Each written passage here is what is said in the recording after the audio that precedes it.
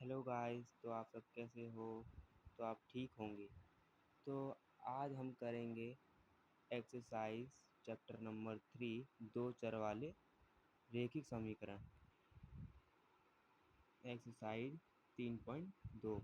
आइए हम लोग शुरू करते हैं। 3.2 हमारा है। इसमें हमारा को क्या था कि हमारा ये क्वेश्चन रह गया था, ये वाला तीसरा तीसरा हमारा रह गया था। इसको हम करेंगे आज। तो देखो क्वेश्चन क्या कह रहा है। एक क्रिकेट टीम के कोच ने 7 बल्ले तथा गेंद 6 गेंद 3800 में खरीदी। ये हमारा पहला स्टेटमेंट हो गया। फिर दूसरा कह रहा है बाद में उसने 3 बल्ले तथा 5 गेंद 1750 में खरीदी। तो ये हमारा दूसरा हो गया।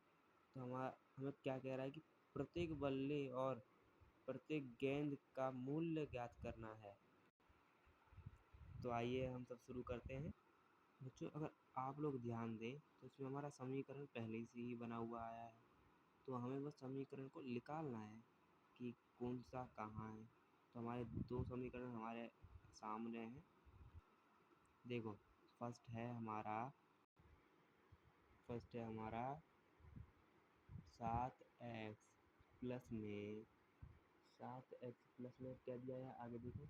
ये हो गया हमारा 6y। ठीक है, 6y इक्वल टू में कितने का खरीदा है 3800। ये हो गया समीकरण 1। अब देखो दूसरा समीकरण देखो, उसमें दिया है 3x प्लस में 5y इक्वल टू में कितने का खरीदा था उसने 1750 का। तो ये हमारा हो गया समीकरण 2। ओके बच्चों, अब प्रश्न पढ़ो कि क्या कह रहा है। ये कह रहा है निम्न रैखिक समीकरण युग को प्रतिस्थापन विधि से हल कीजिए। तो हमें क्या करना है, प्रतिस्थापन विधि से हल करना है। तो यहाँ लिखेंगे हम समीकरण 1 से। तो यहाँ से करेंगे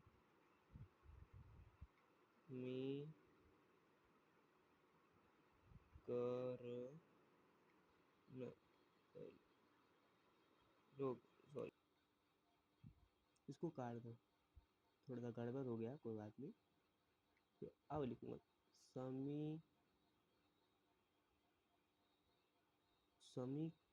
अच्छा कौन से करना, समीकरण 1 से है। समीकरण 1 से समीकरण हमारा एक क्या है, क्या है बच्चों 7x प्लस 6y बराबर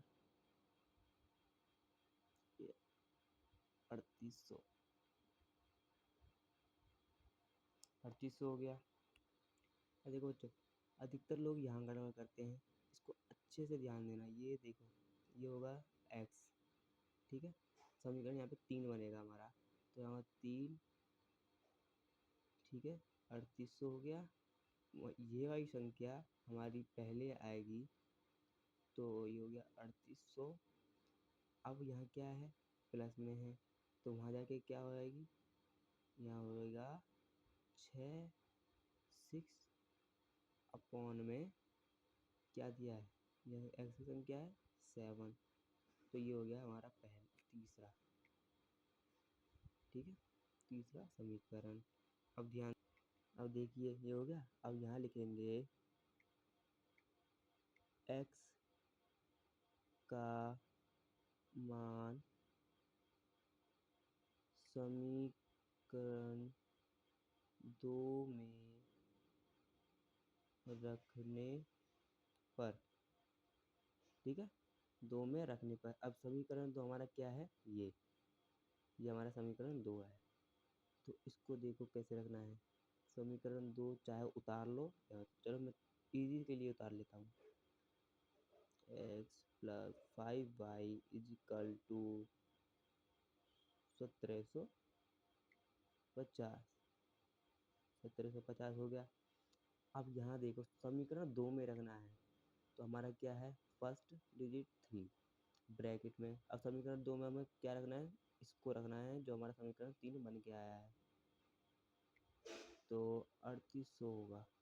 3800 माइनस 6y अपॉन में 7 एंड फिर आगे देखो क्या है, इसके बाद ये हो गया प्लस से शुरू होगा अब, ठीक है, क्योंकि हमने इस जगह हमने ये रख दिया है, ठीक है, जो हमें समीकरण 3 बना था।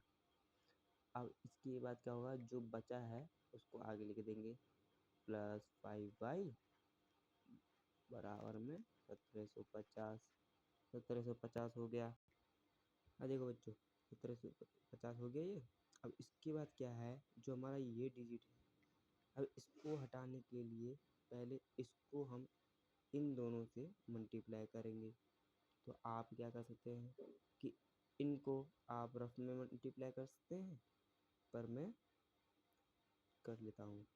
तो ये मेरा आंसर आएगा, इसको मल्टीप्लाई करने पर 3 को पहले इस वाले डिजिट से करना है, तो ये होगा 1100, सॉरी ये माइनस है तो माइनस, इसको करेंगे 6 से तो 80y प्लस का प्लस 5 का 5 नहीं, 5 का 5 नहीं होगा, सॉरी, इसको इससे गुणा करेंगे तो 35 होता है, 35y बराबर।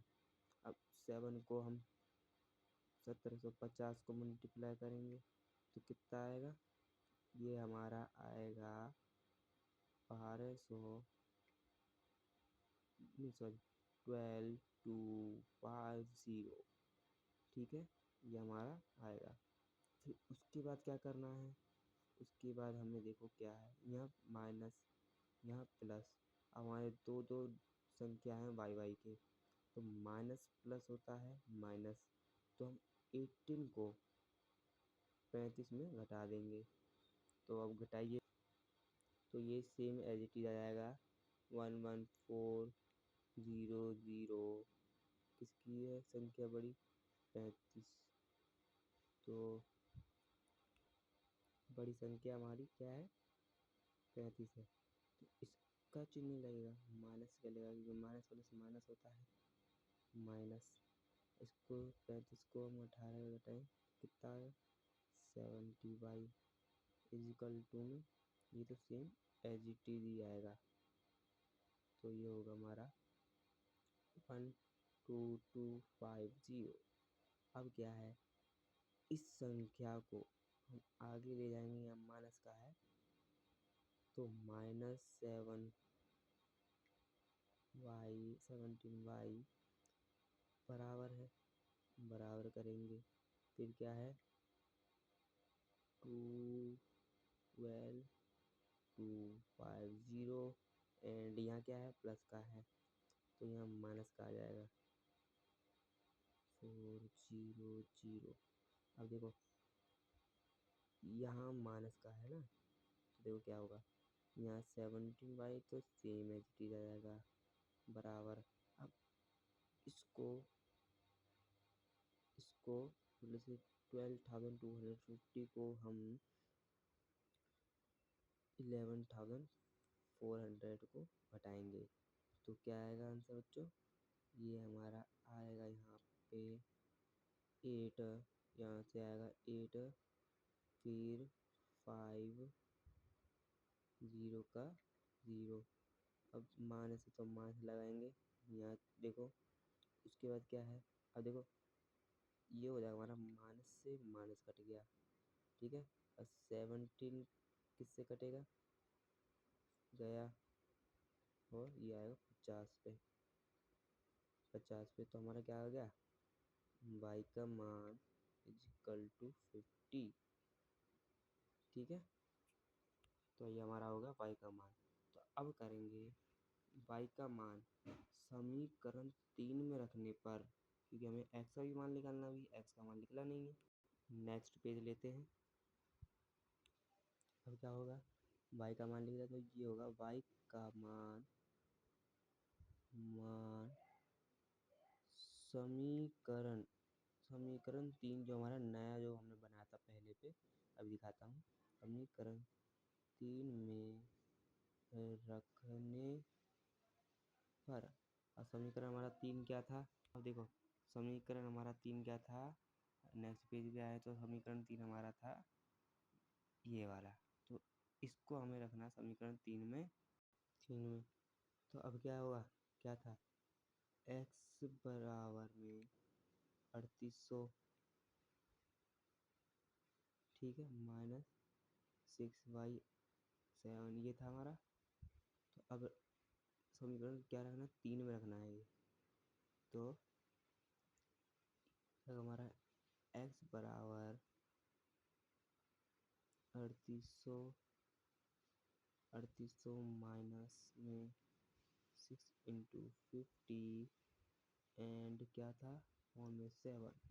अब होगा, सॉरी, x बराबर 3800 माइनस 300। अब तुम बोलोगे कि 300 कैसे आया। 300 ऐसे आया कि जो हमारा ये है इसको गुणा करने पर हमारा 300 आया, ठीक है। अब 300 आ गया।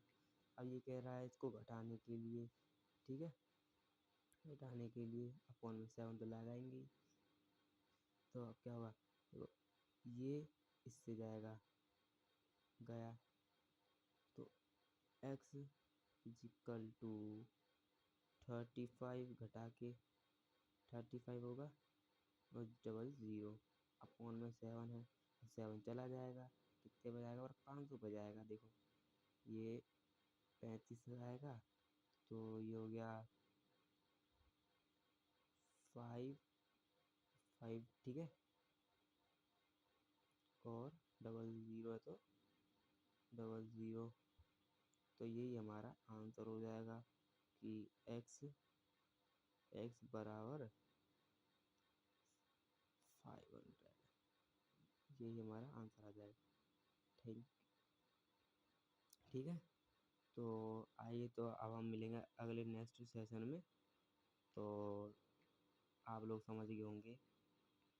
Thank you and bye.